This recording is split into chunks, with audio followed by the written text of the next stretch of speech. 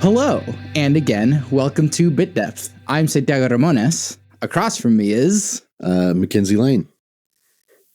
This is the first time that you get to come on here as a Laehn. Yes. Yeah. Oh, very fun. My favorite thing was when you were doing the all of the Bit Depth episodes about the album. Hearing, because I went back and listened to them after you'd been most of the way through them, and hearing the name change partway through made me feel so good. It was so sweet. I should have done it sooner, but it was great. Yeah.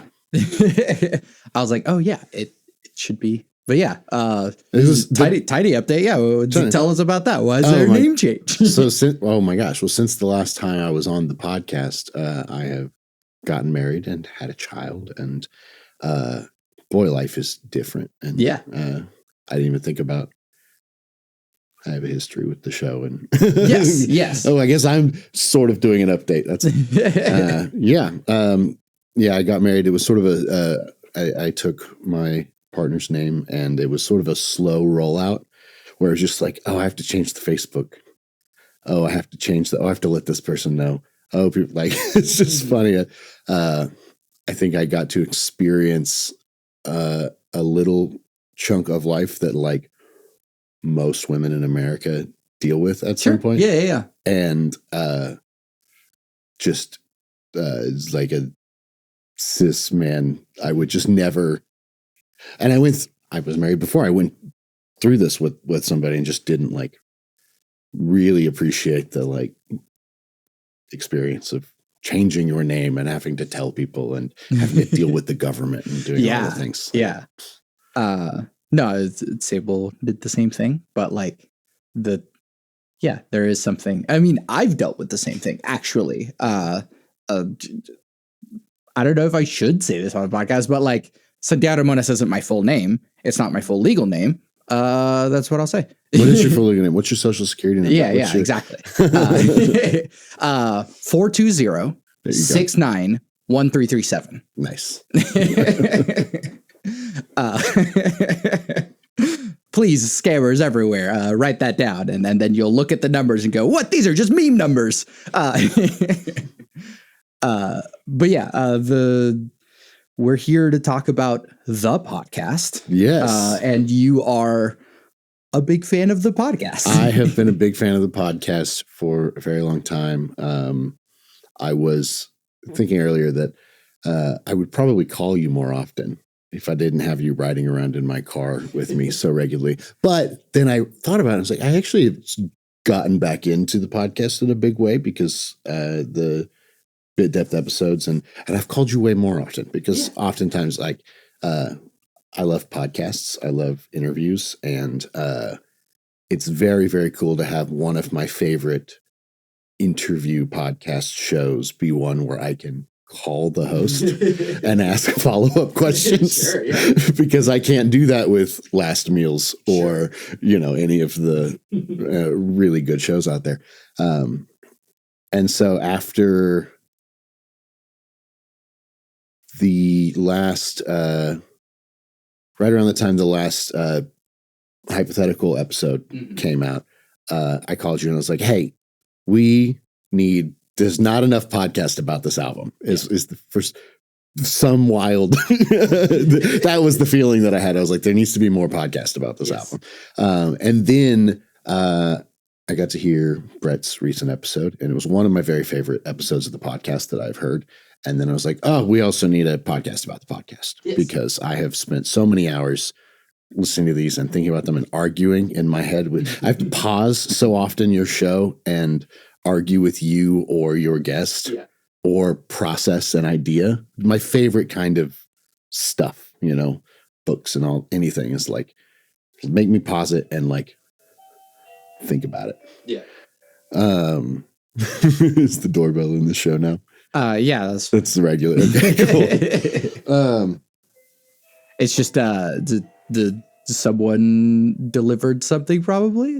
I have a motion sensing camera, and then maybe we cut that part out. That's fine. I think the key is to not talk about it. Yes, whenever it happens. This is why Santiago is the professional.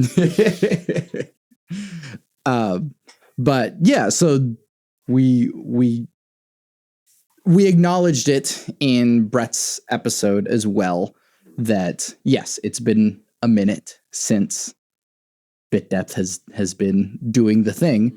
And so it's worth it to acknowledge the gap and discuss all of the other things. And so who best to discuss the podcast and the changes and the what it's become or what is becoming than with as far as I know, the biggest fan of Bit Depth. That can't possibly be the case. It's a very, very good show. But I don't know. I'm happy to be here. I'm honored. I do feel qualified for the discussion. Sure. I think I got the passion. So yeah, gosh, I did not have this on my list of discussion topics, but you mentioned it. Do we want to talk about the gap? Sure. Yeah. Tell me about the gap. Yeah. I did it very quickly during Brett's episode. I'll do it less quickly since we have the space for it. So in 2020, that was a time. That was the pandemic. Great time for podcasts. Sure. Those of you that have been listening since then may have noticed how weird it got in that I had rules for myself for the podcast. And one big rule was to keep doing it weekly. And weirdly enough, even though I was doing 2 jobs, a master's degree, and a long-term relationship, I was somehow also still able to like keep doing a weekly podcast, which is insane. And I still look back at the time and be like, what the hell? Like, how did I get all the way through a master's degree while still doing a podcast? That's insane. But I still had that rule for myself to keep doing it weekly. But because of the pandemic and because I'd actually just graduated, I graduated in 2019, I didn't have access to people in the same way. Yeah. Well, and yeah, the pandemic in general. Right, sure. Exactly. Nobody had access to anybody. And so I got on this website. I'm trying to even remember.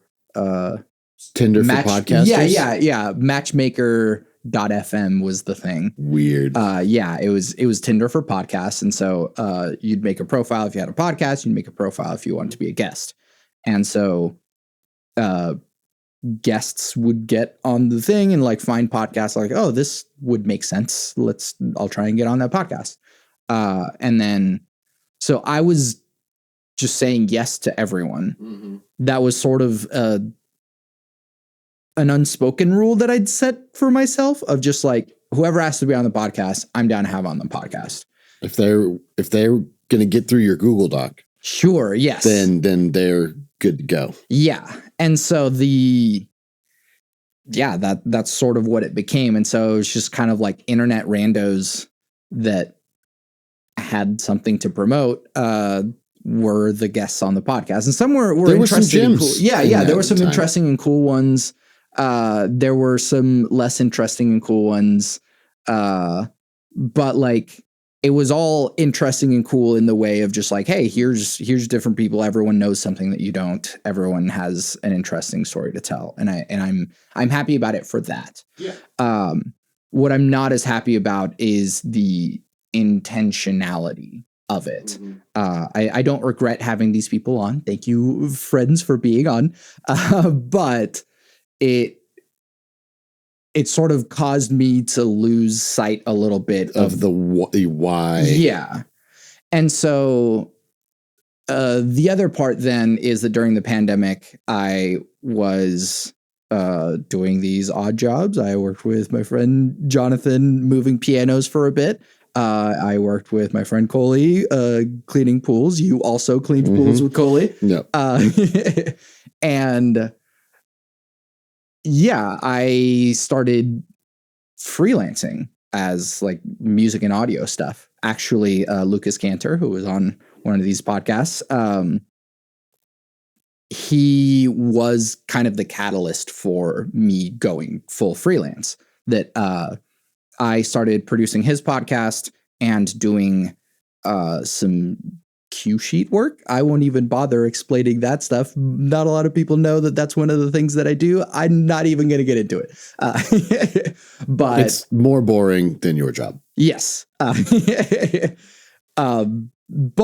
it gave me enough like side income to be like, oh, I could probably full-time this thing. And so, yeah, I started my business. It's Santiago Ramones LLC. And I started producing podcasts for other people.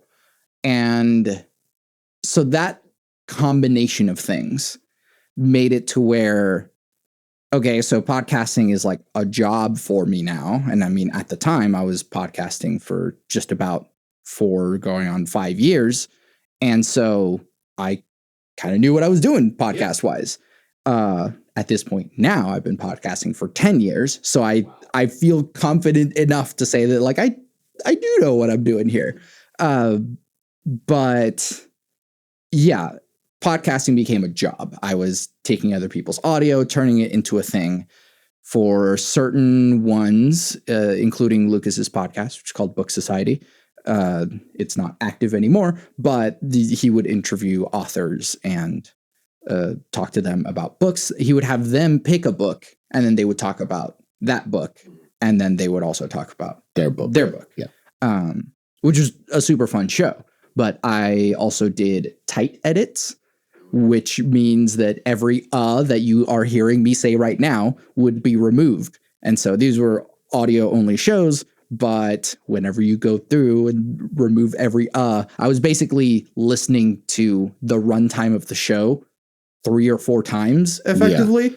That's a lot of podcasts. One time to hear the pause, cut the crossfade it, play it back again to see if it is good, and then maybe do another slight adjustment, play it back again. All right. And then like keep playing it. So that's the process of every single edit.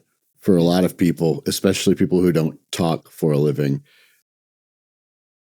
that's a lot of us. Yeah. Yeah. Or if there's an incomplete sentence, I would try and complete it somehow. So it's really good, especially if you're an author, right? Here's like a perfectly polished interview conversation that sounds amazing. This is the job of podcaster. Yeah. In probably most of its professional iterations. Yeah. Yeah. And so it sounds great. And I got really good at that. But it also meant that opening up Pro Tools I felt the anxiety of like, oh gosh, this is where the problems live. Yeah, here's a long, tedious process that awaits me whenever I open up Pro Tools, which, I mean, honestly, opening up Pro Tools is its own level of like tedious process. Yeah. But work is work. And so doing podcasts as a job and then continuing to do bit depth, it stopped being as fun or passionate or whatever. And combined with kind of getting internet randos and having the occasional thing like fall through. There's some episodes that you haven't heard because like some stuff happened or whatever. And so I don't know, it made me lose momentum. And so I didn't fully stop maybe until like 21, 22, something like that. But I think I just listened to, I don't remember the name. We were just talking about it. It was a comedian you recommended. Like we were just having a conversation. You said, oh, check this out. And I think it was 23 that episode was, but they may have, did frequency go down and then the podcast went away? Yes. Or did it just, it sort of slowed down. And then there was like, I think maybe the last 2 before the gap was, I had the Lunar Laugh because the Lunar Laugh was ending and they put out In the Black. Great album. Listen to that episode. Listen to that album. It's a really good album. And then I had No Justice, No Peace And so the people that made that opera become a full thing. Yeah. And those were like episodes that came out because there was a specific thing that you felt needed covering on the podcast. Yeah, yeah. And they wanted to have a conversation about it, and Bit Death was the right format for it. And so I was glad to do those, but then after that, it was just like I'm doing this as job already, and so it was hard enough to keep it going. And so like I was like, let me just let it go. It's okay to not put out an episode every week. I let go of that rule. And then I also let go of the rule of saying yes to everyone who asks. Yeah. So that forced me out of, okay, well, how can I just keep doing this podcast if I want to? And for a while, I didn't want to. And so it allowed me to live my life and build my business and keep doing that thing.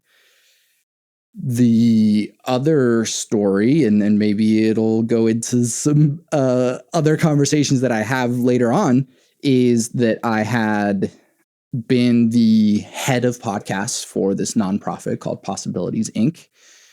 And they had started a podcast platform in 2020. They're a nonprofit, or they were a nonprofit, foreshadowing, that their whole goal was to give people in communities the tools they need to create change in their own communities, rather than an organization that steps in and goes, hey, here's what you need to do. We're going to do that.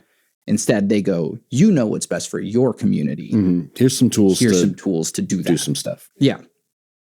And so a community-based nonprofit during the pandemic was like, how are we going to people whenever we can't people? And so they started doing Zoom streams. Like, everyone was live streaming at the time, but then they were like, okay, well, let's podcast the thing as well. And so they had the idea for a podcast, but they didn't have the infrastructure to do it. And so they had some people starting out trying to make it work. Figure that out, yeah. I actually had Jasmine Bryan, who was on the podcast, and she actually talked about that.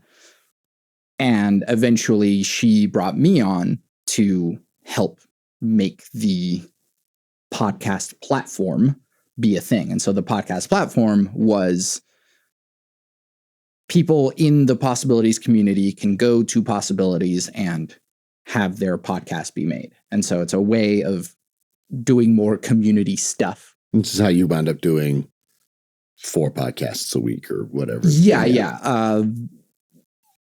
At the time, Possibilities was doing this for free, which, if that sets off alarm bells in your head, it's a lot of work. Yes. And so, yeah, we were doing podcasts for free. And so people were just signing up and doing all their shows and stuff. And we were producing every single one of those. And so eventually Jazz moved on, and I had first my friend Bridget, and then another. We had a whole system, and I helped sort of create a infrastructure with Jazz that would allow us to make it not so overwhelming to have people do podcasts through our platform. They had a studio, and it was super nice. And eventually, because it was a nonprofit that needed to make money, they had to take away the free option. And so stuff slowed down a lot because of that. And so there were less podcasts, but like the ones that were still doing it were more interested in continuing to do it. Eventually, the executive director of Possibilities decided to retire. He should have retired maybe some time ago. Yeah, sooner. Sure. And that's maybe a separate conversation, but ultimately they tried having a new executive director take over, and all of the people that were funding the organization pulled out, and it imploded on itself. And that was sort of a shitty situation. So, but what it meant is that I had this sort of part-time gig that I was doing a lot of podcasts for, that I'd built up an infrastructure of doing podcasts with, and I was running podcast workshops and helping people. Yeah, your whole life was podcasts. Yeah. Helping people start podcasts and run them. And be very intentional about the making of their podcast. And in doing so, I was talking about my podcast a lot because I was like, hey, I'm a podcast expert. If you guys want to know more about podcasts, here's how I got into podcasting. And so helping other people be very intentional about their shows helped me think a lot more about being intentional about my show. So it let me recenter and think about, okay, what do I want bit depth to be? And there's that initial spark that led me to start bit depth. And then there was the straying away from it, maybe because of the self-imposed rules that I'd set upon myself. And so the show became more enticing to me. And so I wanted to do bit depth.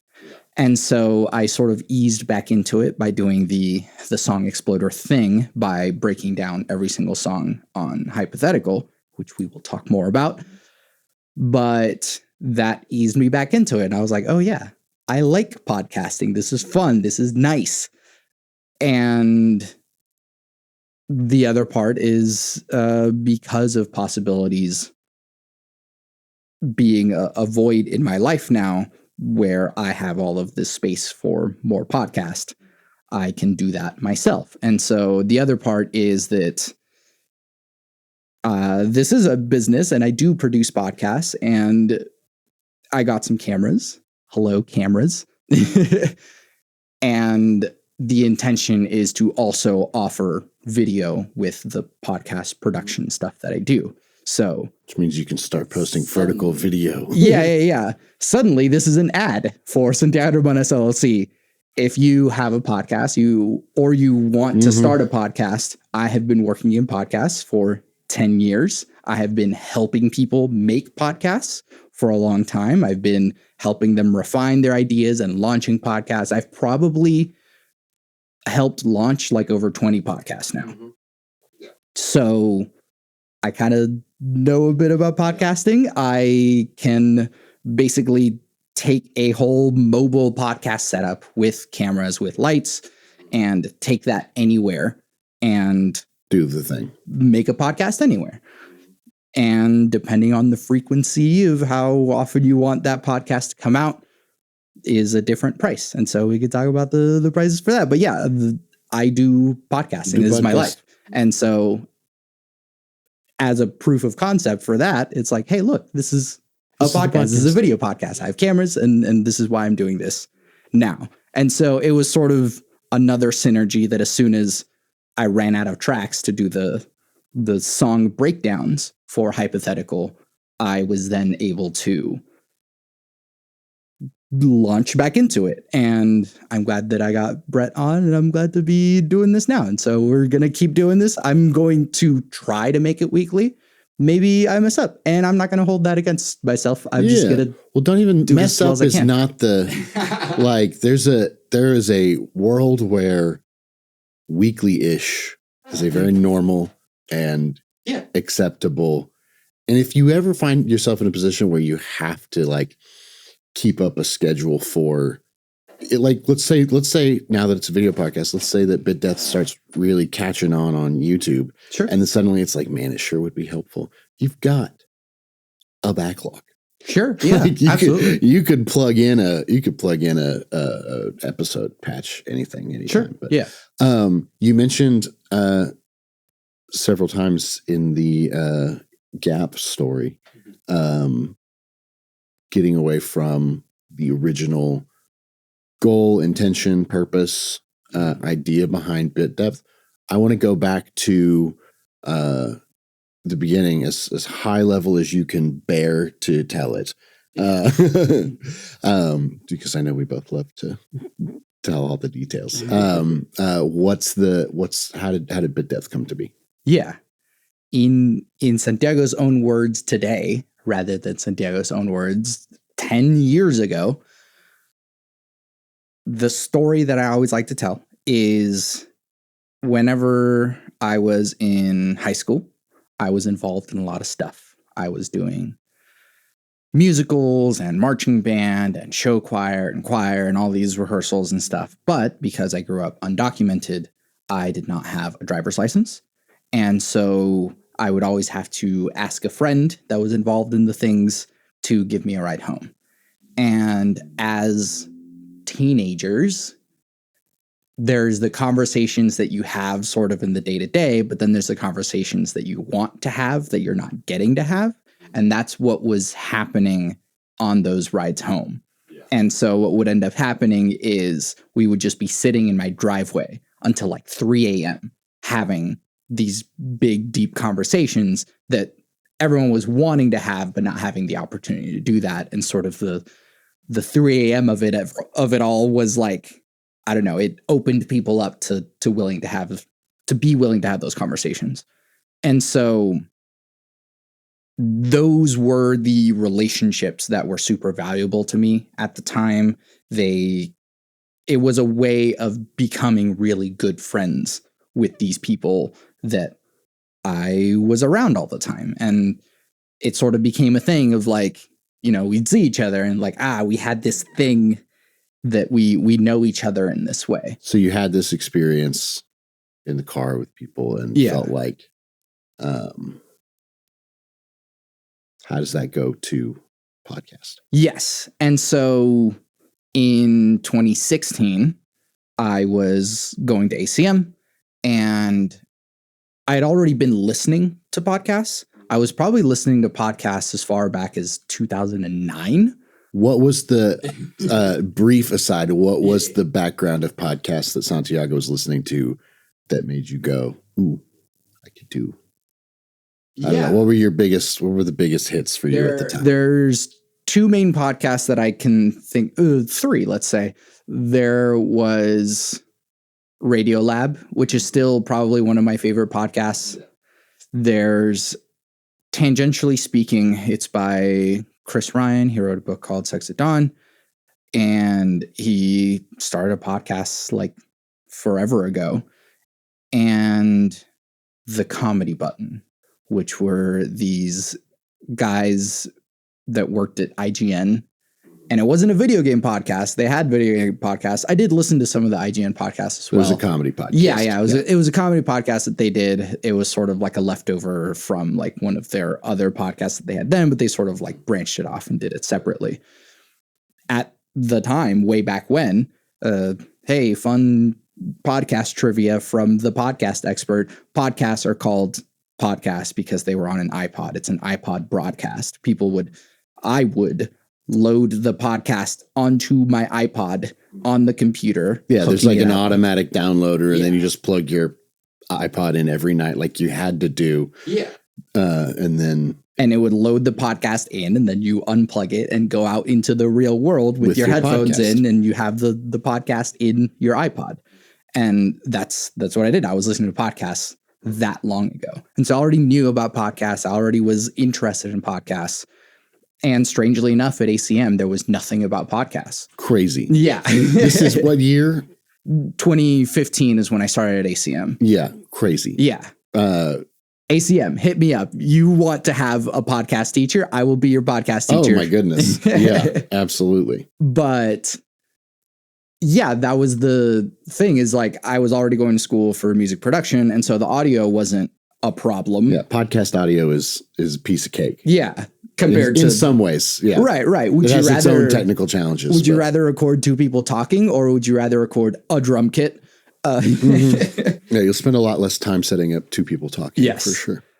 And I had access to the ACM studios as well. I had a little Zoom H4n that I had as well that I used as my little podcast recorder. That little thing picked up everything. Sorry if you go back into the backlog and hear all of the terrible noises that are in that, but yeah, that was how I was podcasting. I was kind of guerrilla podcasting, going wherever I could or booking a studio at ACM and having those conversations. And the idea was, how can I recapture this feeling of like the late night deep conversations that I was getting to have with my friends, but doing it intentionally. And so, yeah, that was the idea. And so whenever people ask me what my podcast is about, is I interview interesting people about deep stuff. And so we have conversations about, yes, what do you do? But then it gets deeper and deeper. and more personal and more philosophical. And that allows you to get to know a person on a far deeper level than just, oh, here's my coworker. We talk about Spider-Man sometimes. Podcast, this show in particular is a really good format because it's, you get a couple of hours on average out of a guest, and it's a really good way to add a little bit of depth. Yeah. To your day. Yes.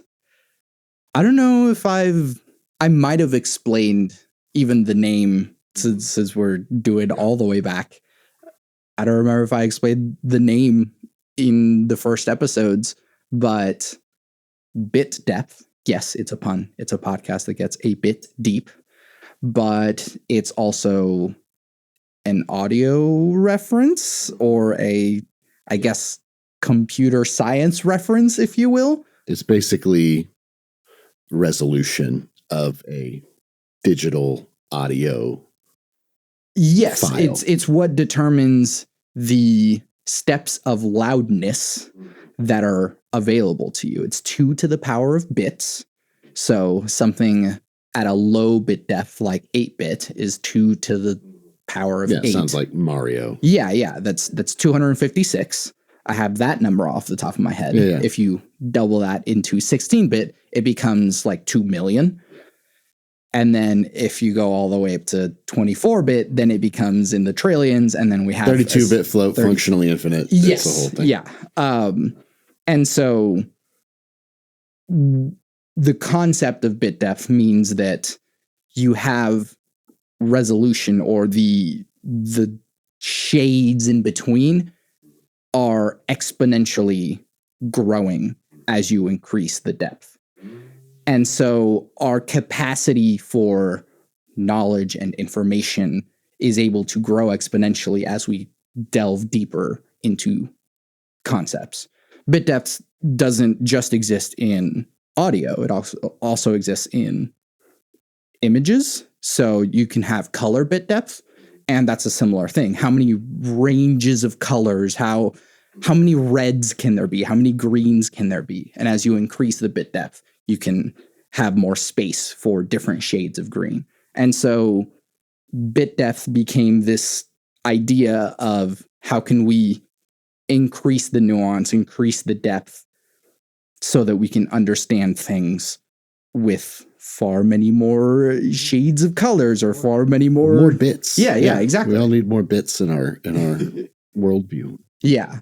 And so the more bits that you get, you are exponentially able to have more concepts, more ideas. And so that was sort of the idea of exploring that. And then also the format itself was a way of, I sort of worked backwards into it, but I eventually did like a presentation about this at some point while I was in school, which is that bit depth is a friendship acceleration system.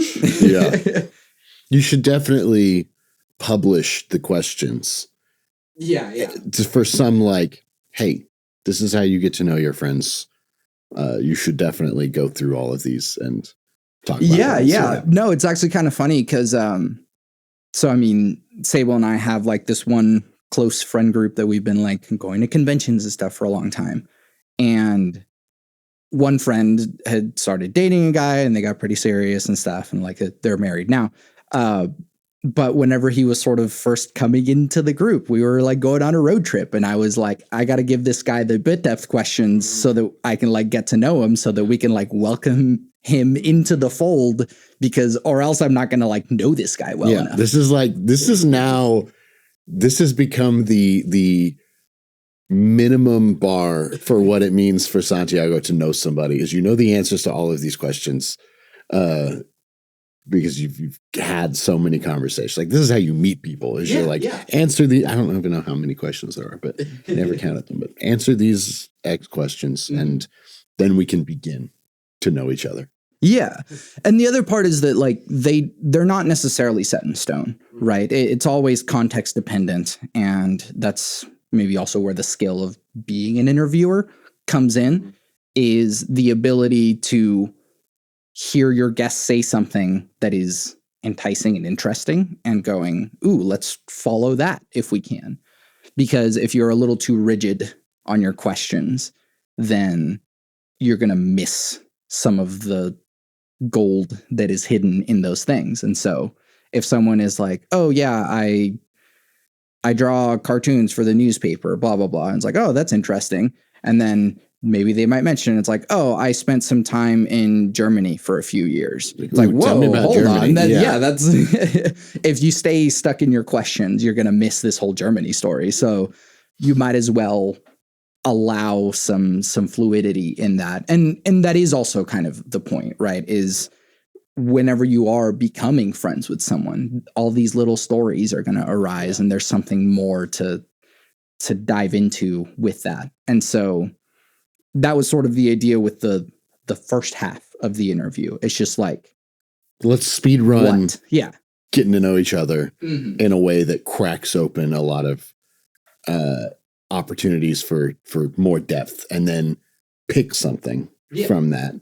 And you've got a whole nother chunk of podcast to like free form. Let's go into it. Yeah. And so I had sort of the base questions whenever I first started the podcast of just like, who are you? What do you do? And why do you do that? And then going into religion and spirituality. At the time that I started the podcast, I had just fallen out of Catholicism. And as anyone who is ex-religious knows, that that's a really intense part of your life whenever you're like questioning everything and rebuilding your own like moral framework. And so that was super important to me at the time, and it has continued to become important, or to be important to me because of the podcast. I don't know, but it definitely keeps you engaged with those conversations continuously. Yes. Yeah. So partly because I was looking for those answers myself, I was rebuilding my own system of ethics. No God, but do. Yeah. And so I wanted to hear what other people's answers to things were and what their perspectives were. And so it started as just like religion, God, like, and the more that I delved into philosophy and stuff is kind of where more of the intentional, the free will conversation is. That's actually one that it's a little bit harder to engage with because not everyone thinks about free will like I do. And so I have to gauge whether or not sometimes it's even worth asking the question. I think on one of the episodes I was on, I told you it was a stupid question. Sure. And I have had multiple people who have heard that episode tell me that was a bad move. I said, no, you don't get it. It's fun that it's a stupid question. Yeah. And so it is a way of not just engaging with people and seeing who they are, but also that whatever their moral frameworks or philosophical frameworks are informs a bit more of like how you understand why they're doing things the way that they're doing. Someone who is, I guess, continuing this hypothetical metaphor of the cartoonist for a newspaper, is that like this person maybe in one sense is like, oh yeah, they like went to art school and stuff, and yeah, maybe the Germany thing like allowed them to have different perspectives from that. But then if they go, it's like, oh yeah, I actually didn't grow up with religion, but I actually went super hard into like Catholicism. It's like, whoa, that's actually a really interesting thing. And tell me about that. And then it might like inform how you are seeing this person's art now. And you can maybe see the way that like, oh, there's a spirituality in the way that some of these things arise and the things that they do. And so I think that when we understand these things about each other, it helps us to see each other fully as people and respect each other. And because that's also never been the point. It's never been the point to come to agreement with people. Yeah. The point is to understand each other, because everyone has their own story and their own background and how they got to where they are. And so it allows us to respect each other better. Yeah. So this was the intent behind the podcast. The goal was build up these or sort of capture the energy of these really powerful conversations that I think a lot of people have probably experienced, of up late talking about whatever. And then ACM and UCO, both great environments for like meet a bunch of cool weirdos and ask them a bunch of questions. Like every university is full of its weirdos, but I think being the third tier university in the state really, really attracts a sweet spot. Population of weirdos. So I loved a lot of those older episodes, and very cool. I also think that that's something else worth pointing out, actually, is that a lot of those early episodes are just like my circle of friends. Like, because I was just starting out this podcast and doing this thing, my closest friends were the ones that were sort of subjected to like the beta process of like, hey, let me test out this thing. And so you might go into some of those early episodes and like it's just a first name because people didn't want to be like public about their stuff.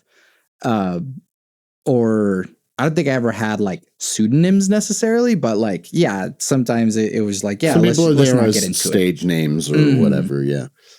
Very cool.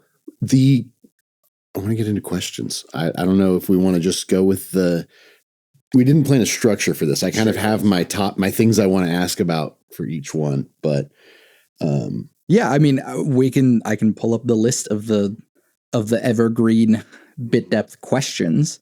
Are there's also a conversation of how have the questions, I think we go through the questions first and then we talk about, are there ones that you used to include that now you don't, or are there things that you've thought about that you haven't done, or I don't know. Yeah. So, okay, here's the first half, right? So I guess let's be all the way transparent. The format of the show is there are 2 podcasts, there are 2 episodes, each one about an hour long.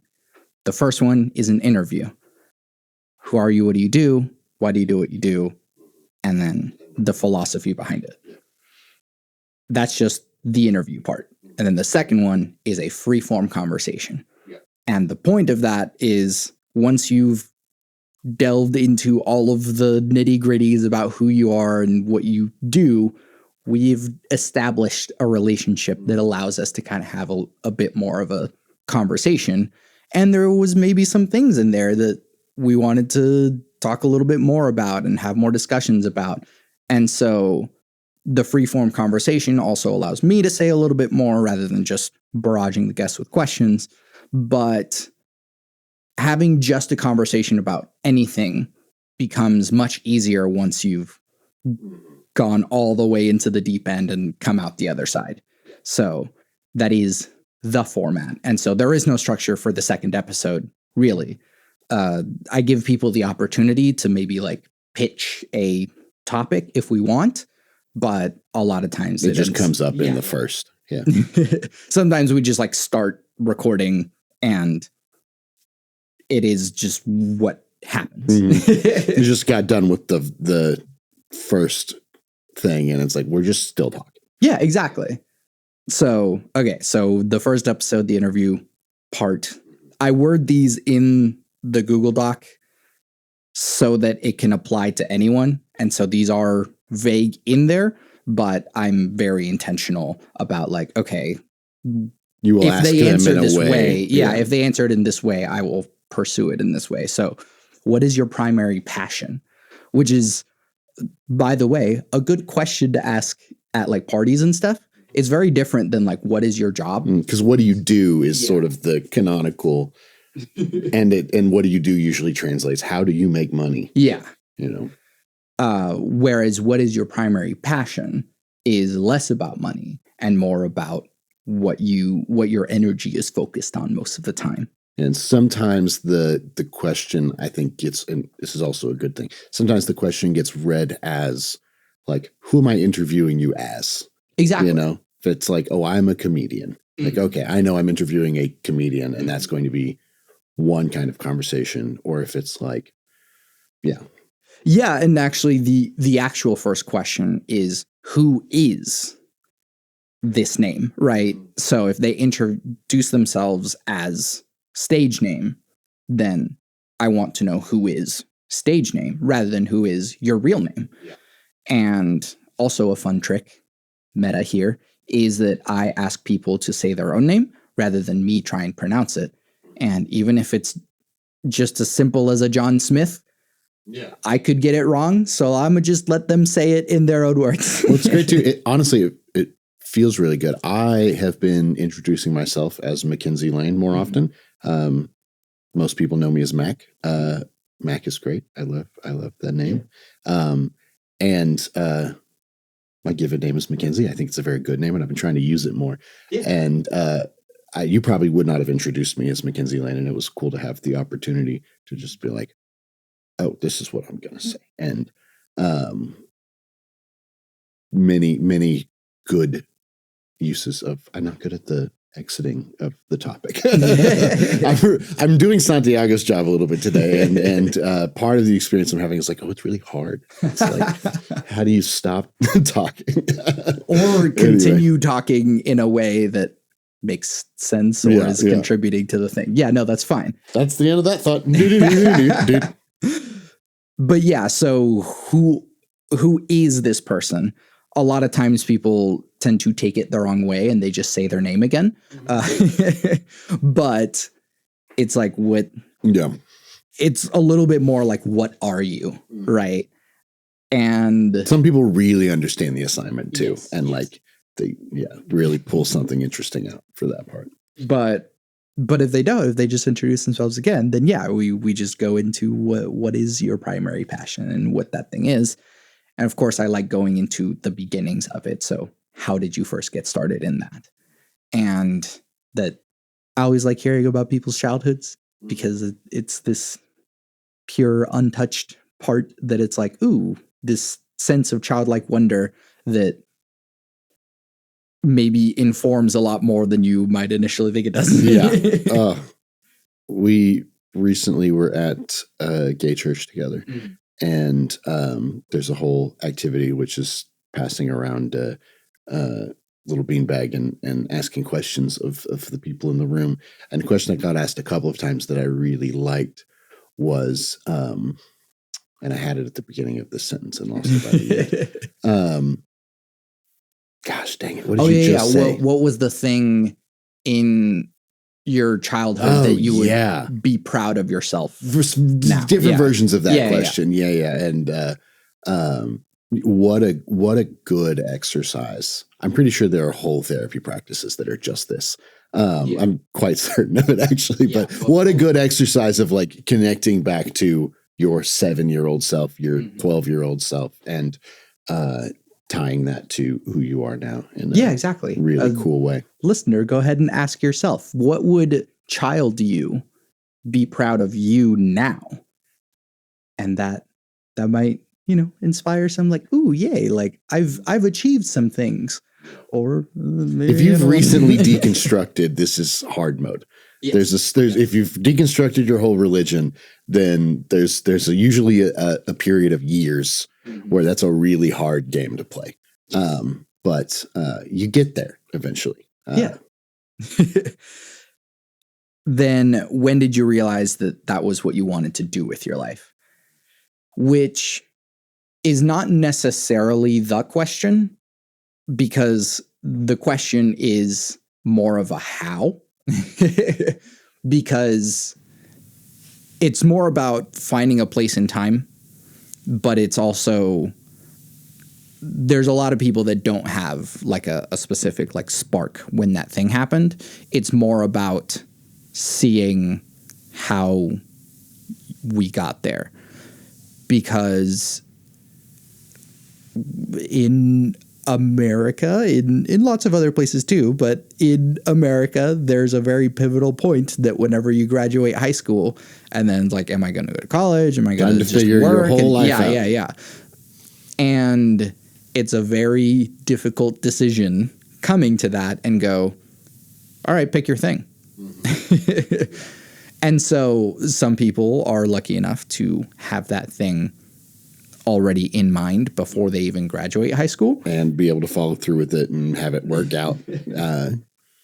Other people haven't gotten enough of life to be able to even answer the first question of just who is blank. And for a bunch of people, it's like just not that simple.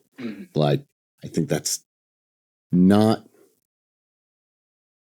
everybody who does a thing, most people, I think people tend to arrive in all sorts of different, then you get a lot of really interesting answers to that question too. Those are some of my most interesting and helpful things for me, the early part of your podcast or just any other interview, where it's like, how did you arrive at place? Because you can place yourself at different points on that journey, and you can see other people at different points on it. And the variety of how people wind up doing what they're doing is huge. And the other good part about that question is that it asks for a story. And so it can be really hard. And I mean, we experience this at Neighborhood whenever people are asked something as simple as what's your favorite food, right? It makes them like favorite. I was like, oh wait, how do I but instead it's tell me a story about. The story is there. All you have to do is recount it. And so, when did you first realize that this was what you wanted to do? Has a story built in. Very cool. There's something I want to talk about with all of the questions, or wherever it makes sense, is are there answers to the question, any highlights of your experience of the podcast that come to mind of like, this was a really good or really interesting, thought-provoking, whatever answer? And the first questions being pretty,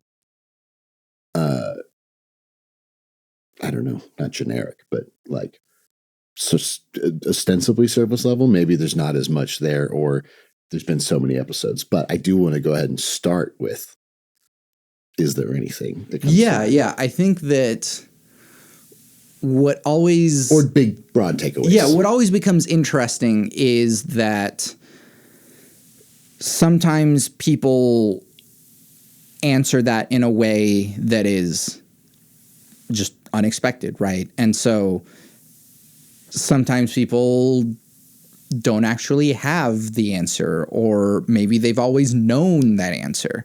And I think it's sort of the non-answering of the question, or like not being able to fit into the question, always creates a more interesting answer, because it's, for example, again, just had Brett on. It's like, how did you first realize, or when did you first realize that you wanted to be a writer? And it was just always true for him. And I think that's always way more intriguing and interesting, because there is something in a person's core that has been informing that. And maybe for all of us, there is something there, and maybe some people are better at engaging with that than others.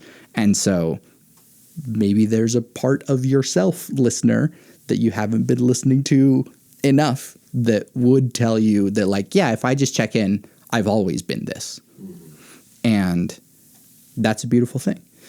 And then, maybe so the other interesting answers are like, I still don't know if this is what I want to be doing, you know? This is what I'm doing right now. I have arrived. I've landed in this spot, but after blowing around in the wind for a lifetime, and then eventually the wind will pick up and who knows? Yeah. Yeah. And then the other part is that life moves fast. I've been doing this podcast for 10 years. If you go even just podcasts that are 5 years old, many of those people are doing something wildly completely different. They are wildly different people. Yes, exactly. In some cases. And so we still don't know. And so like sometimes you will have these like time capsules for people that are like, oh, this is what I thought I was in my life. And man, was I wrong. Like, yeah. Part of why I wanted to do this discussion about both the podcast and the album later is because I have come to really appreciate the meta art around the art as that like documentary, like have some of the stuff recorded somewhere and have some of your life recorded somewhere and have the art and the process behind it and all the things. And that actually makes me think of something about this podcast. So even more of the metas here is something that I said about the song Late, which we'll be talking about soon, is that it's become more true over time, is that there have been, if I had a nickel for every time that I've had someone on this podcast and then they died, I would have 2 nickels. Which is, I mean, you do a thing for long enough and eventually that number goes up. But you've interviewed over 300. Wait, no. Divided by 2. Yeah. Yeah, it's statistically, eventually you run into statistics. Yeah. And in both of those instances, after this person passed away, they went back to the episode and were like, or I don't know, I can't speak for necessarily all of their family. At least I've had one person reach out to me about it. But for myself as well, I've been able to go back and listen to those episodes and be really grateful that they're there, because you don't get to have these conversations with people all the time, and you don't get to record conversations with people all the time. And so having a thing that just exists out here that is this 2-hour-long record of who this person was at that time is a great thing to have. So, yeah, I'm very grateful that I've been able to have a little time capsule for people that are no longer here. Mm-hmm. One of my favorite things about the podcast is that there are a lot of good interview shows in the world, but they mostly exist on a basis of if you are important enough, if you are deemed important enough by whatever the media ecosystem is, then you get to have all of your thoughts and feelings about your work and your life and the world that you live in recorded so much and so many times and in so many different ways. And the fact that this podcast is sort of built around a locality and a scene and or just people Santiago thinks are interesting, you get to luckily have so many of those conversations recorded with people who would not otherwise. I get really into a band and then I'm like, where are the interviews? And there just aren't that many. Yeah. And I don't know, very cool to have a thing that's sort of local and small, not small. What's the opposite of derogatory? Good, small, yeah, good. Complimentary. Yeah, complimentary. There you go. Yeah, I love it. Into more of these questions. Yeah, we should power through the questions. I'll do a few of these, right? Quicker. What is a deep nitty-gritty or advanced concept in your field that you're excited about or that the community is talking about? And I think this is sort of caged in the whole, like, everybody knows something that you don't thing. And I know that I have super niche things in, like, music world or an audio world that every other world that exists, every other niche has those things. Mm-hmm. And as a curious person, I'm always interested to learn about, like, ooh, what's the cool, interesting, weird thing that everyone's, like, excited about, or, like, the cutting edge of things that there's always something that you've never heard about that it's like, whoa, I guess, the the digital painting world is super excited about this one app or something, or the animators are super excited about the new Leica movie is newspaper cartoonists. The new Leica movie is a stop motion movie that is animated at 24 frames a second. And if you know anything about animation in stop motion, that is twice the amount of frames, is twice the amount of work, and that is insane. Yeah. But like, if you don't know about this weird little niche thing, you wouldn't even notice. But the moment I saw that trailer and saw that it was not animated in twos, I was like, holy shit. Wow. Yeah. And so those are the kinds of like little nitty gritty things that you pick up on whenever you have these kinds of conversations with people. Yes, there's the why do you do what you do, which is trying to maybe like get into that. But I feel like sometimes it is answered by the like, how did you decide that was what you wanted to do? And then what advice do you have for people that are wanting to do that thing? And sometimes it makes people feel a little on the spot because they're like, oh gosh, I have to be an authority on this now. But it's also like, yeah, no, you're doing the thing and other people might want to do that thing. So you are the authority versus them. So. Yeah. And so I don't know. I think anyone can be like a mentor or something to anyone else. And so you can save someone. Hey, you know that thing that you wish you had known 5 years ago? You can now impart that to someone else. And that can be really nice, especially whenever you're hearing it from the person themselves that's doing the thing. So this is one of the ones I wanted to also ask about. Highlights or takeaways of answers that you've gotten. Maybe some highlights. Again, it's sort of harder to like map who or what or whatever because it's been so long. But some of them have been maybe like a don't. Don't. I've gotten that sometimes. But then also sometimes it's not even about the thing itself. It's more about just like having the disposition and the like confidence to like do a thing. And so a lot of advice that comes from a lot of, especially creative people that I have on here tend to be like, just do it. Just do it. Yeah. And I don't know, it also might be annoying to hear as like a beginner into a thing and hearing the person that's doing that thing telling you to just do it. No. But I feel like that's kind of how a lot of advice is something that sounds too simple to be true, but it actually is. And so if someone was like, oh, I want to start a podcast, how do I do it? Do it. Do it. Start a podcast. Phone, record on table. Yeah. And you'll get better from there, but you got to start putting the hours in now. Yeah. It's being a dad and living in a house have added two big new areas of learning to my life recently. And learning the lesson over and over again that like, you just kind of have to try to do the thing you're pretty sure you don't understand. And then you'll have a much clearer idea very quickly of what you actually need or what you need to learn or what questions you should be asking.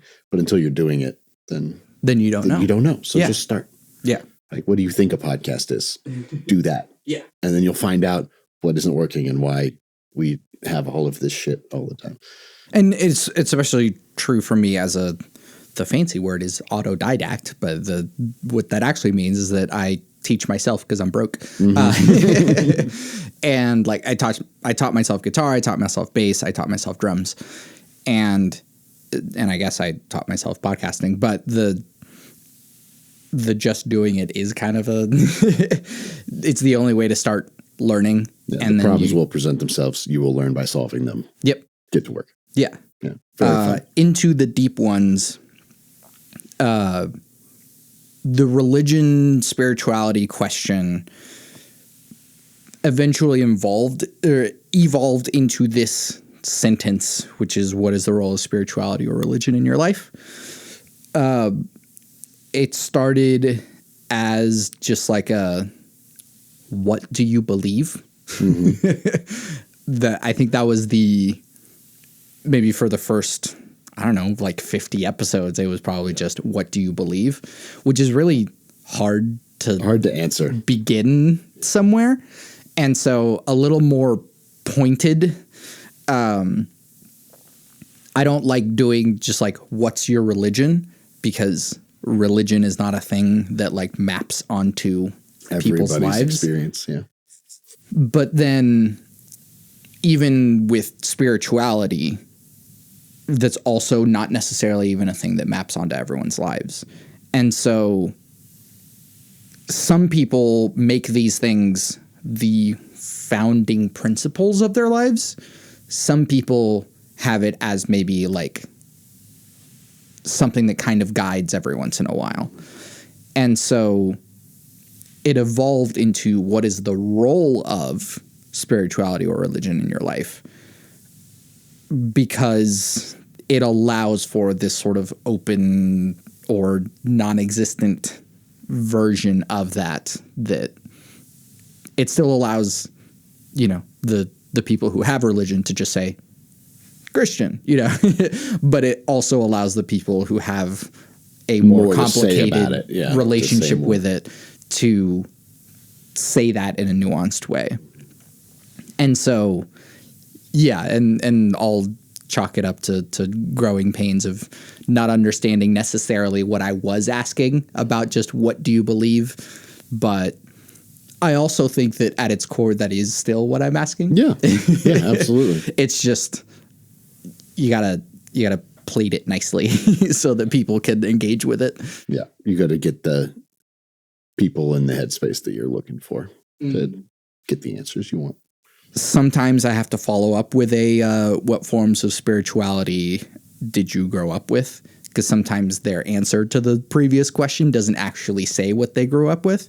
And again, sort of going back into the beginnings of it, of like, okay, but what did you start with? And that's also an important part of the story. And there is a story with that. So, and then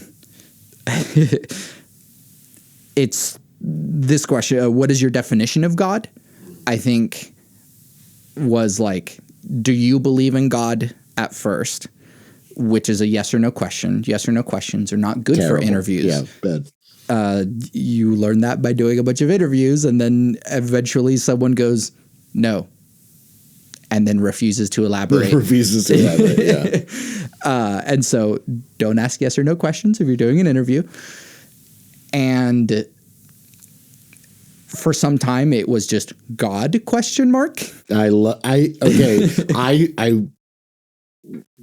was present as a listener for that change, and I loved it so much.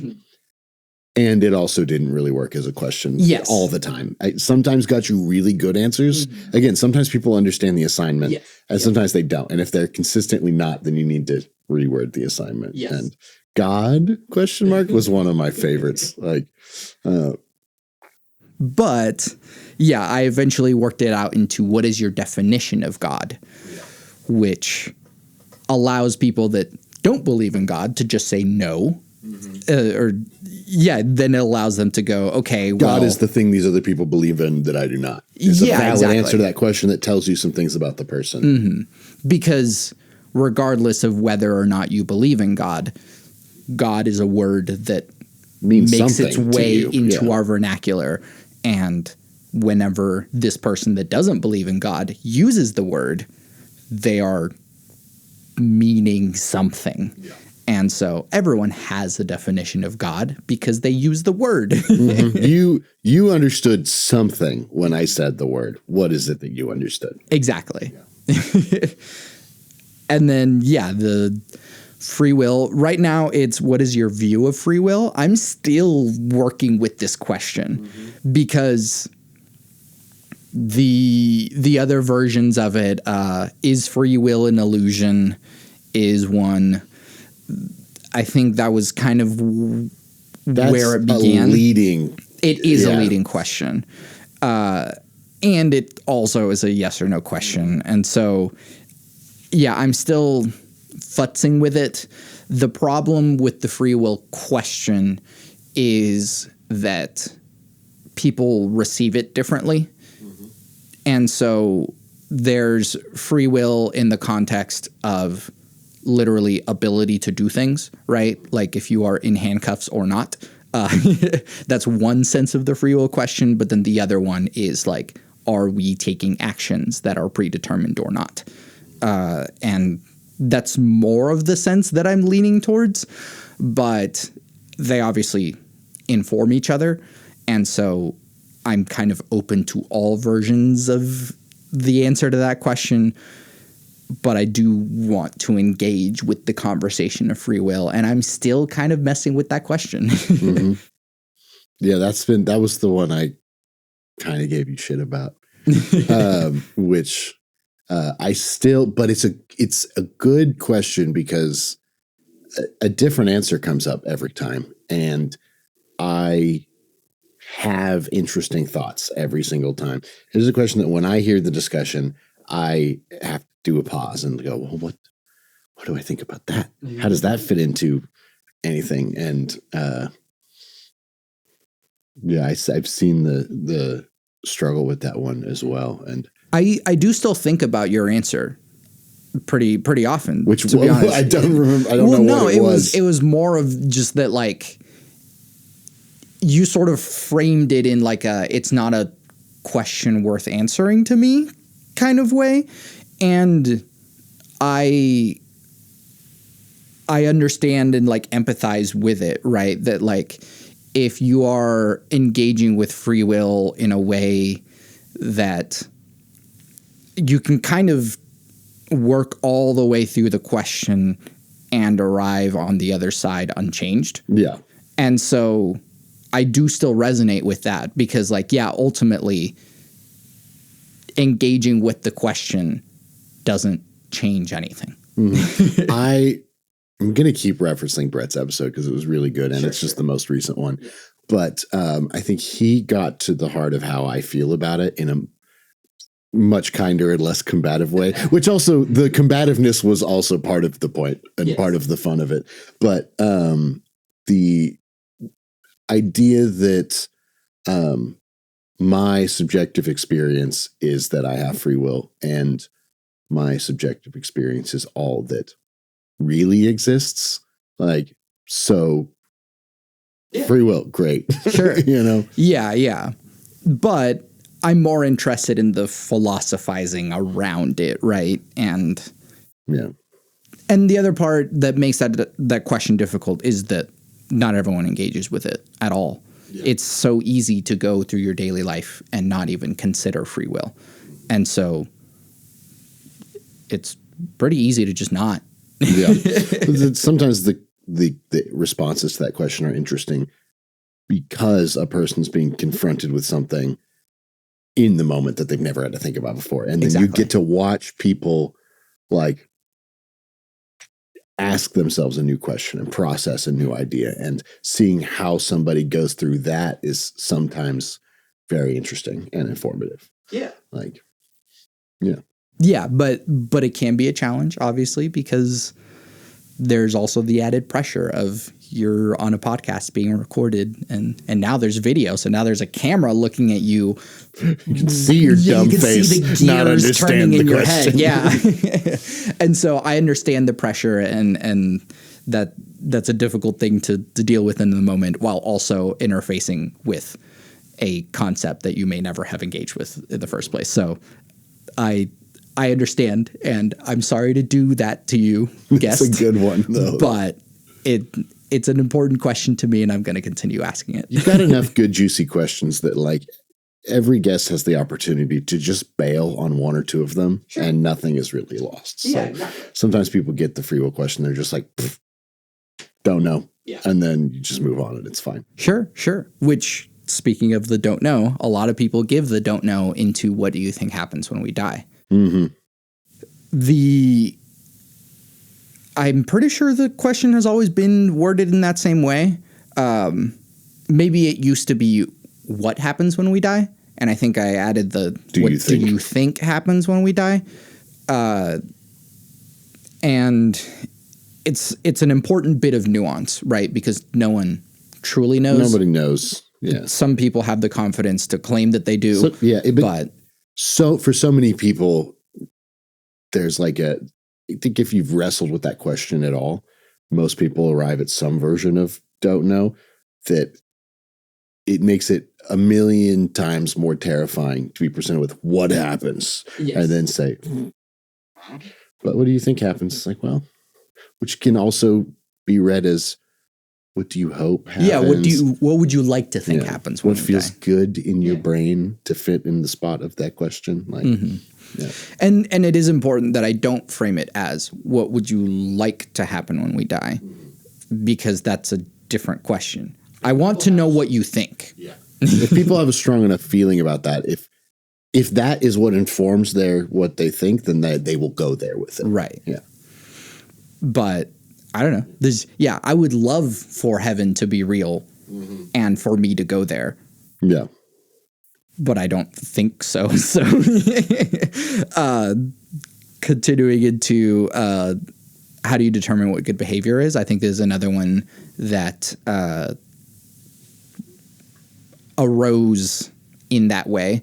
And this is really just what is the foundation of your moral philosophy, which is a very big thing to engage with.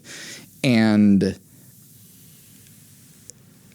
I still love asking the question, and it's still really good. Yeah. It's very loaded, intentionally so, but it tells you a lot about who a person is whenever they reveal to you what their moral calculus is. Yeah. And there's a lot of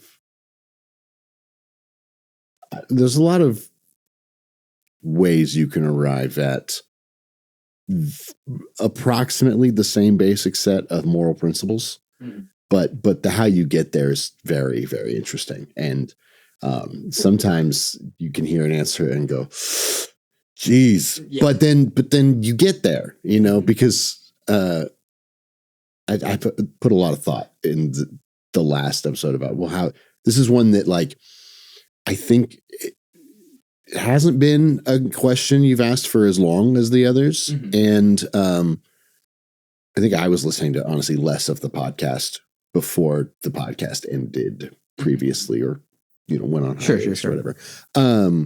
So I have done less thinking about it. And I was like, what do I think? And it's like, ultimately there's like some sort of intuitive human, like, you just know. I think you arrive at, you just know. And then there's a lot of answers of, like, how do you justify it? How do you, like, if you have to, trolley problem the whole world, how do you trolley problem? And I think that people acknowledge whenever they do give a, well, you just know answer, they sort of immediately realize that coming out of their mouth, they go, well, that sucks. That's not a good answer. And so, like, it is important to engage with. And a lot of times the point isn't to find answers. All of the time, the point isn't to find answers. No one has the actual answers. That's why there's a whole philosophy section in the fucking library. So, but it's like, it's about engaging with the questions and seeing where they're at with it. But knowing that some answers aren't satisfying enough to just, like, sit with forever is part of the engaging with the question. And so I hope that everyone asks themselves this question so that they don't just give a, well, it's just because I feel like this is good. Or the Bible says. Yeah. And yeah, so once you start engaging with it a little bit more, it really starts to, like, oh, yes, that I need to dig a bit deeper. How do you determine the division between people, or how do you reduce the division between people? That is a leading question. It implies that we want to reduce the division between people. And that there is one, which is maybe apparent, but also I'm okay with that bias being present in the question because I want to reduce the division between people. And if I'm engaging with someone that doesn't want to do that, then they will answer it in that way anyways. So, and then, do you believe humans are evil by nature is a yes or no question. I could make it into are humans evil by nature, but I'm not really interested in the answer. I'm interested in their belief, right? So one of the big reasons for this question is that it actually shows a lot of the foundational division in some of our beliefs, in that there are people that believe that humans are evil by nature, and a lot is built up beyond that from that foundation. And so it's very important to engage with, right? And so like just the concept of original sin and how importantly you take that thing. It's a very deep sort of bedrock of Western thought. I wanted to say like it's a Judeo-Christian thing, but like the Greeks had it, and that at baseline humans are garbage. Sure. and so I'm mostly interested in engaging with the evil question and seeing how that informs the rest of everything else. So yeah, it is important to me to ask that, even if it is a yes or no question. And then I'll sort of combine these two. What do you think humanity is heading towards in the future, and what are you optimistic about? I follow it up with the optimistic one because usually what people think towards the future tends to be a little sad. The wording heading towards the future, or what is humanity heading towards in the future, brings to mind an image of, I don't know, asteroids and words like careening. Yes, exactly. And so sometimes, a lot of the time, the answer to the first one ends up being a bit sad and pessimistic. And so having the optimistic part allows us to rebalance and go, well, it can't be all bad. Surely there's some good things coming in the future, right? Yeah. And I think we all have things that we're looking forward to in the future, in spite of, use the word careening. So like, that's the, and so I think it's important to all of us to keep those parts in mind too, to go, oh yes, there's still some things to look forward to. And there's a really good Ben Levin phrase that some days I don't believe it, but I like having it around as a metric, but it is, there is more to look forward to than there is to fear. I like it. Yeah. And I have to like repeat that to myself sometimes. There is more to look forward to than there is to fear. There's more to look forward to than there is to fear. I can see why that wouldn't quite make it on your three things. You know, that one's hard to swallow sometimes. Yes. But I do think is at the very least very useful to hold as true. Or to just move towards. And that's something else, is that like virtues are aspirational rather than guiding stars. And so like we want to move towards this, even if it's not necessarily true. Which I do think that like love never fails is aspirational. Boy, yeah. It's not, love doesn't always succeed, but like I think we want to keep trying it anyway, and that's sort of the idea. And then the combo of what makes you content and when will you be satisfied.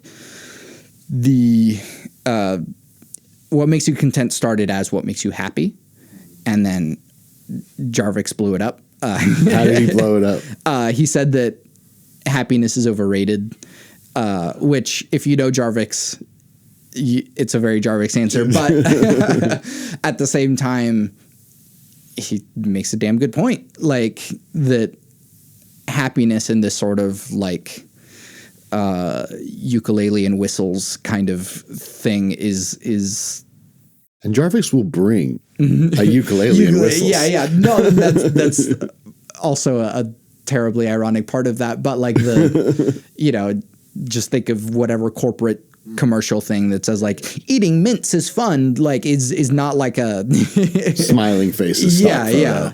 And so there's something almost terrifying about just like the pursuit of happiness as like what makes you happy. Yeah. Sometimes nothing. And so contentment is a much more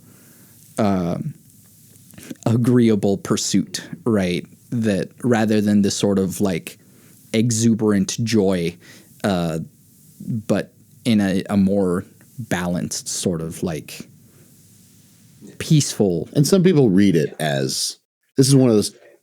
A lot of the best of these questions, I feel like, does a thing where it allows people to read into it whatever they've got to say, and then they'll say it. So some people will hear that and be like, well, let me tell you what absolutely tickles my fancy or whatever. And for some people, it's a much more contemplative, like, well, I do really like the ducks. You might get an answer like that. Like sometimes I see ducks and I'm like, the ducks, whatever. And I think that also tells you a lot about a person, right? That like we might be going all the way through like these heavy questions and these sort of start to like become shorter answers toward the end. But like there is something that tells you a lot about someone once you get to that point of like, oh yeah, like I'm a heavy metal musician. I love like, and then it's like, what makes you content? And they're like, a nice cup of coffee in the morning as I sit on the porch and watch the sunrise. It's like, whoa, that like, and so I think it shows you another side of someone. And then when will you be satisfied actually came, interestingly enough, from Wayne Coyne via Scott Booker. That's a question that Wayne asks Scott often. And other people, I guess. And regardless of what you think of Wayne Coyne, it's a good question. It's delightfully aggro. Sure, yes. You never say it like this, but I always hear it as, when will you be satisfied? Yeah.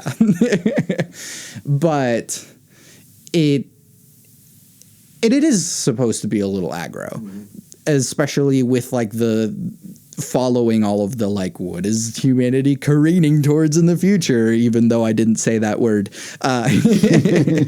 And so, and then also like talking about like people's careers and stuff and what their pursuits are. And so having like there's an end point to this. Yes. And sort of acknowledging that and maybe allows them to also recenter and go, I will also try to consider satisfaction from this point.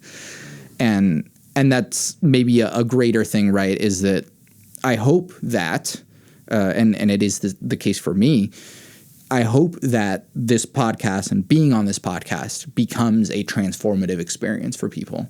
I feel a little transformed every time I have someone else on the podcast. And I think that every time that I like first asked myself these questions throughout my life, I've felt transformed on the other side and been grateful for engaging with the questions. And then what advice do you have for people in general?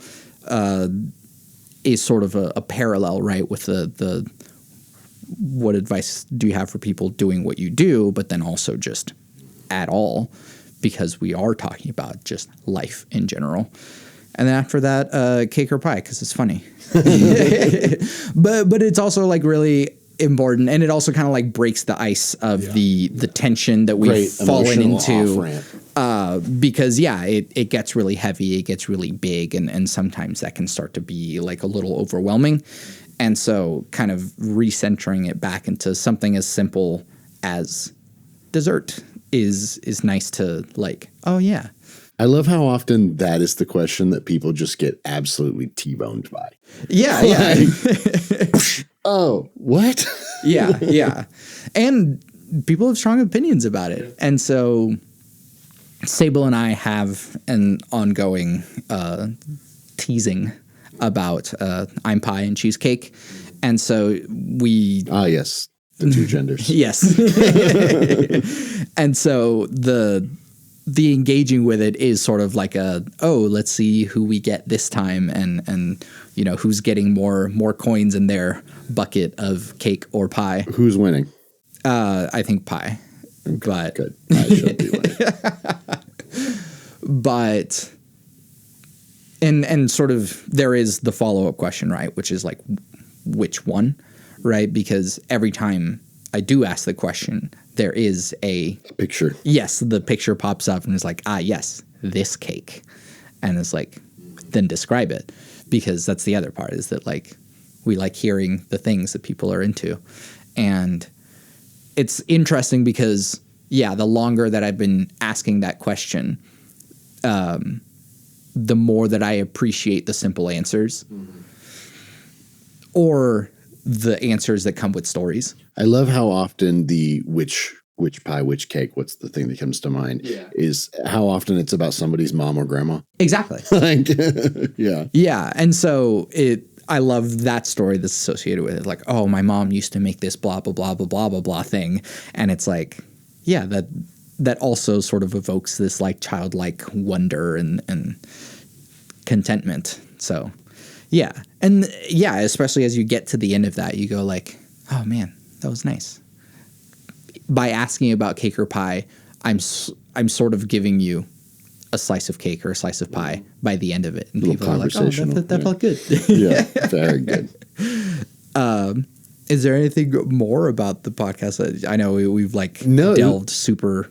It's been great. It's been everything that I wanted out of the conversation, which is for those who, I don't know if we made it clear. I was like, we need to make these. I need these episodes to happen because I, as a listener, need to hear these conversations. And it's been really good. And I am very grateful to have the opportunity to sit here and talk about it with you. And I'm very excited to get to follow up talking about the wonderful album that you made. And yeah, I think I should ask you about your three things. I don't know how deep you want to get into it. Yeah, we're over time. In, yeah. So, again, as high level as you can bear, or. Sure. I think I'm still fidgeting with them, actually. Really? I want to get a tattoo of my three things. Oh, you really have to lock it in. Exactly. They've been the same for a long time, though, right? They have been, but I'm still a little, unsatisfied with them. What are they? Yeah, so Love Never Fails. It's going to be okay. I might be wrong. And so Love Never Fails, I mean, only a Sith deals in absolutes, and so that's a difficult part of the... You negate the whole absolute problem with the third of the three things. Sure, and that's sort of the cop-out about it, but the Love Never Fails is a phrase that people already know, and that's why it is the phrase, because it comes from the Bible. It comes from 1 Corinthians 13, 4-8. It's on my ring here. And... as you know, the Bible was formative for my life, even if I don't necessarily believe in it, whatever that means. But it's very important. And also, I'm a wedding DJ, and so I hear the Bible verse surrounding this phrase very often. But love is, to me, the meaning of life. And if life has no meaning, then this is the meaning that I am ascribing to it. Yeah. I'm stamping it onto the life. And so I don't know if I could just make it just love. And that's sort of what I'm moving towards, but having it be a sentence is neat. But maybe the first one can be sort of condensed as love, and maybe there's a way we can condense it's going to be okay as maybe we should laugh. And then living is all about being wrong.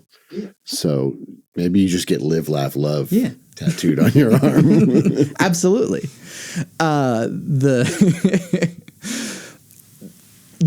I've whittled it down into like individual words, but that's also like a difficult thing to engage with. And this is the problem with like being a poet and shit. Like it's that I engage with words like way too much. You can tinker with them endlessly. Yes. And so, yes, love is sort of the thing that reduces into. It's going to be okay just becomes acceptance or accept. So it's being okay for you is about accepting what is rather than and accepting what is going to be. An optimistic prescription of the future. Both. And so, like, accept what is now and accept what is going to be.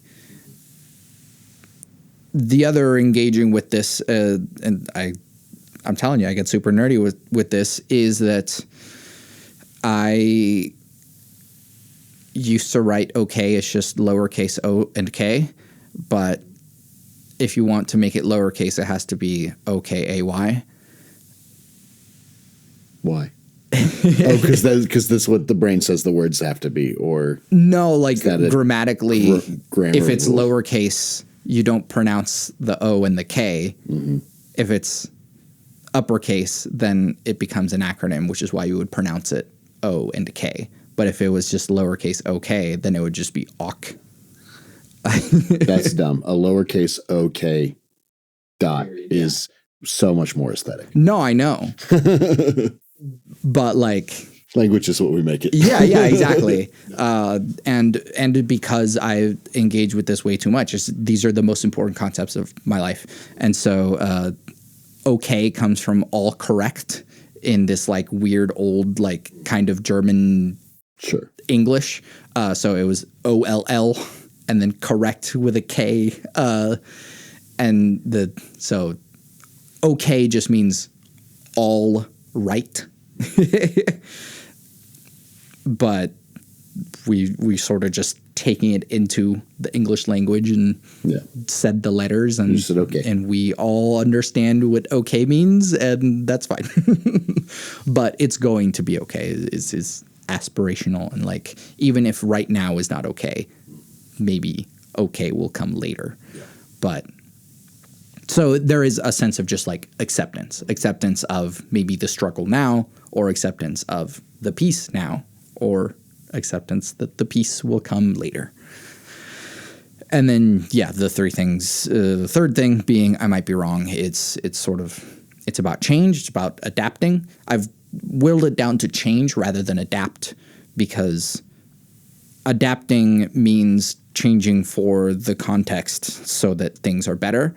And I think that that's not necessarily the case in that, like, we don't always change for the better. Yeah. We should always be changing, though, I think. And so I might be wrong is a sort of like, I have changed into something, or maybe I should change into something else, or maybe I will change into something else. And whatever we have right now could be different, and whatever you think you know could be wrong. And so keep it moving. That's so good. I really, maybe I'm biased because of familiarity, but I really like the long versions. I like the whole, it's become a very familiar part of my regular, I don't know, words that I hear you say all the time. And a big part of who Santiago Ramones is in my brain. So awesome.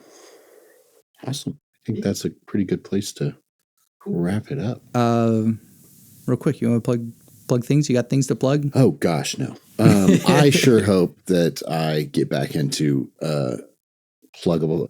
I have a son. Look out for him in the near future. Yeah, in the next this is my big 18 plus years. Yeah. This is my big project right now. I have a 7-month-old baby, and that's all of my creative impulses are going into how do I entertain a 7-month-old 24 hours a day.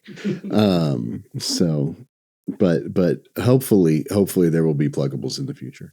Anything that I would have plugged, old stuff has fallen off of the internet by now. So, no, but this has been great. I'll plug the next episode. Yeah. Listen to the next episode. That's coming.